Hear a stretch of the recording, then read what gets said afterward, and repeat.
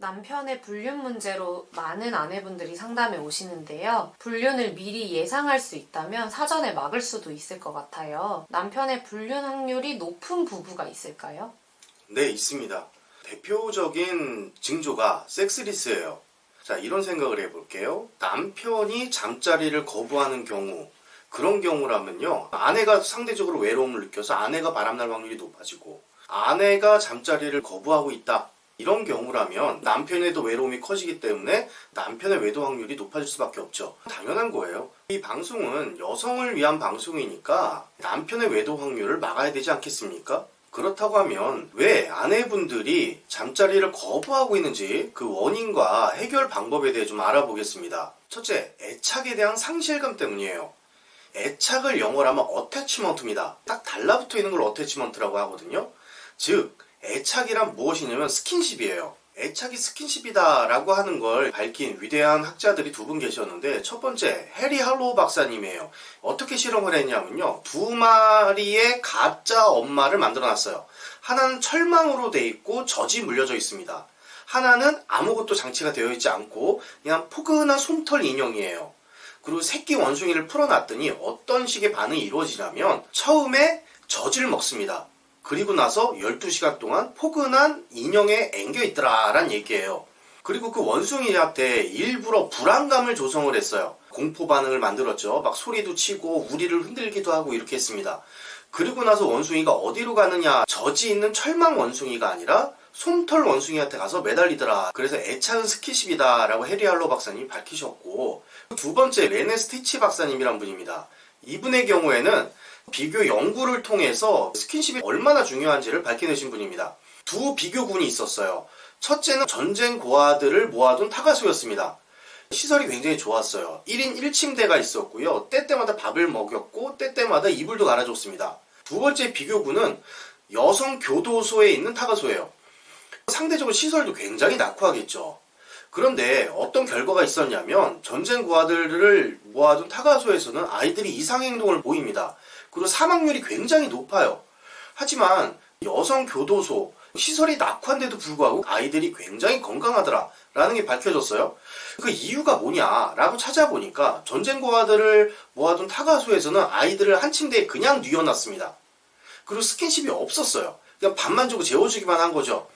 하지만 여성 교도소의 아이들 같은 경우에는 시설이 낙후하기 때문에 그냥 한 방에다 그냥 확 몰아놓은 겁니다. 그러니까 살 부딪히고 놀고 엄마가 와서 때때로 안아주고 이러니까 건강하더라. 스킨십이 이렇게 중요하다. 따라서 섹스가 뭡니까? 살다는 겁니다. 애착에 대한 상실감을 겪으신 분들은 스킨십이 잘 안 된다는 얘기예요. 그럼 어떤 경우에 인간의 애착이 상실된 거냐? 하나씩 살펴보면, 부모님이 내가 널 낳아서 얼마나 고생을 했냐, 널 낳은 바람에 네 아빠하고 이혼도 못했다라고 얘기를 해요. 그런 경우에는 자기의 존재 자체가 부정이 되는 거죠. 큰 애착에 대한 상실이고요. 두 번째로, 성장 과정에 유기 경험이 있으신 분들이 있습니다. 엄마가 자기를 버려두고 어딜 갔다든가, 엄마가 나를 방치를 하고 나갔다든가, 경제적 문제 때문에 혼자 집에 오래 있는 시간이 길었다든가, 이런 경우에 애착이나 상실 경험이 느껴질 수 있는 거고요. 그 다음에는 물질 중심이나 성과 중심으로 애착을 하는 부모님들이 있어요.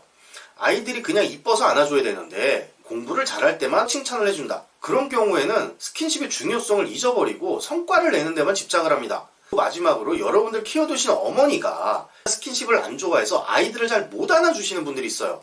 그런 경우에는 스킨십 없이 자라는 게 당연하다고 생각하기 때문에 결혼을 하고 남편과 스킨십 하는 게 불편하겠죠. 그래서 애착에 대한 상실 경험, 스킨십에 대한 상실 경험이 있으신 분들은 섹스가 잘 안 됩니다. 이분들은 어떻게 해결해야 될까요? 그냥 좋아하시면 됩니다. 살 닿는 거 그냥 좋아하세요. 남편분하고 손잡고, 남편분하고 살 닿고, 남편분 품에 안겨서 포근함을 느끼는 것들 그냥 좋아하시면 되는 겁니다. 아주 어린 시절로 퇴행하세요. 안겨서 포근함을 한번 느껴보세요. 아기가 되었다고 생각하십시오. 그게 얼마나 여러분들에게 행복을 주는지 느껴보시면 되는 겁니다. 두 번째 이유, 남자에 대한 부정적 경험 때문에 그래요. 자, 애착은 내가 부모로부터 잘 받았어요. 하지만 남자에 대한 부정적 경험이 있다, 또 남자에 대한 부정적 상이 있다, 잠자리가 안 되죠. 왜요? 섹스 남자랑 하는 거잖아요. 부정적인 존재와 잠자리를 할 수 있겠습니까? 몸을 섞을 수 있을까요? 잘 안 되는 겁니다. 따라서 남자에 대한 부정적 경험이 있으면 빨리 털어버리셔야 됩니다. 어떤 사례들이 있느냐? 첫째, 아버지가 폭력적이신 분들이 있습니다. 아버지가 맨날 엄마랑 싸워요. 엄마 때려요. 술 먹고 들어와서 밥상 뒤집어 엎어요. 그럼 남자가 무섭다고요. 내가 결혼을 남자랑 했죠? 남편도 무서운 겁니다. 아, 저는 다른 남자는 무서운데 남편은 안 그래요 라고 하시는 분들도 있을 거예요. 좋아하는 수준이 굉장히 낮을 뿐입니다.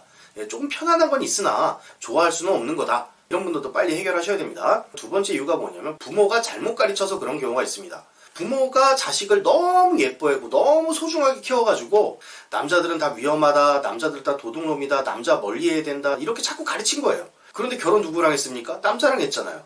그래서 남편도 멀리하게 되는 거죠. 다음의 원인은 남녀차별 때문이에요. 부모님이 남녀차별을 했다거나 내가 성장 과정에서 차별적 대우를 받은 경험이 굉장히 큰 경우, 그런 경우는 남자가 나의 적이 되는 겁니다. 이겨야 될 존재가 되는 거고요. 피해야 될 존재가 되고 싸워야 될 존재가 되는 거예요. 적과 동침을 할 수 있겠습니까? 쉽지가 않은 일입니다. 결혼 생활을 할 때 그 남편과 등을 지고 살 수밖에 없고 약간의 적개심을 느끼고 살 수밖에 없습니다. 따라서 남녀차별을 받으신 분들 그런 것도 다 내려놓으셔야 돼요. 남자에 대한 부정적 상 어떻게 없애느냐, 시각을 바꾸는 연습을 한번 해보세요. 일단 테이크아웃 커피를 한 잔 사세요. 그리고요 벤치에 나가서 앉아 계세요. 이왕이면 사람들이 많은 곳에요. 벤치에 앉아서 지나가는 남자들 바라보면서 저 남자는 이래서 귀엽고 저 남자는 저래서 귀엽고 이 남자는 이래서 귀엽고 깜찍한 면을 계속 찾아보세요. 그러면 어느 순간 남자의 부정적인 상이 싹 날아가는 걸 경험할 수 있으실 겁니다. 세 번째 원인, 성에 대한 섹스에 대한 부정적 상 때문에 그렇습니다. 교육이 잘못되었거나 또는 트라우마 때문에 그렇죠. 성장 과정에서 소설을 읽는다거나 또는 학교나 부모한테 잘못 배운 경우가 있어요.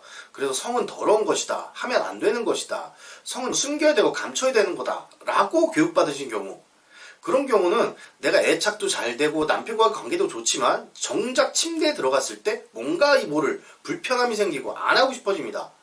성은요 더러운 것도 아니고요 피해야 될 것도 아니고 감춰야 될 것도 아니에요. 부부간에 노는 겁니다. 또한 첫 경험이 굉장히 중요한데요. 첫 경험 기억이 안 좋으신 분들이 있어요. 이제 남편이 첫 남자였어요. 그리고 첫 경험을 했는데 막 처음에 너무 아팠어요. 그러면은 잠자리를 할 때 아플 것이다 라는 두려움이 계속 생기는 거예요. 그리고 첫 경험을 할 때 좀 강압적으로 내가 당한 느낌이 들어요.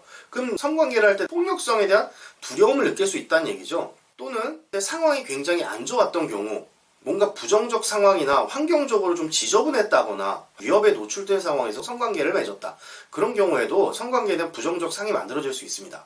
그래서 첫 경험이 안 좋은 분들은요, 그건 첫 경험이니까 그냥 잠자리 다시 좋아하시면 되는 겁니다. 마지막 세 번째가 트라우마예요. 성폭력이라든가 성추행에 대한 그 트라우마가 있으신 분들, 그럼 남편과 잘 지내고 싶어도 성관계를 할 때 그 두려움이 생길 수밖에 없죠. 이런 분들은요 꼭 한번 방문하셔서 심리치료 딱 하내면 되니까요, 심리치료 깔끔하게 받으시고 딱 털고 가셨으면 좋겠어요. 벗어나시고 행복한 생활 만드셨으면 좋겠습니다. 남편의 외도 확률이 높아질 수 있는 사례를 말씀해 주셨는데요. 정리 부탁드립니다. 잠자리는요 부부의 놀이예요. 부부가 재밌게 침대에서 노는 게 섹스입니다. 내가 남편과 놀지 않으면 남편은 누구랑 놀아야 됩니까? 내가 침대에서 잘 노는 사람이 되어야 합니다. 다시 말씀드립니다. 아내분이 잠자리를 거부하는 경우에 남편의 외도 확률이 높아지는 건 당연한 겁니다. 이건 필연적이니까요. 꼭 침대에서 남편분과 잘 노시는 분이 되십시오. 내가 놀지 않으면 도대체 누가 놀아야 된단 말입니까? 오늘도 유익한 말씀 감사합니다. 네, 감사합니다.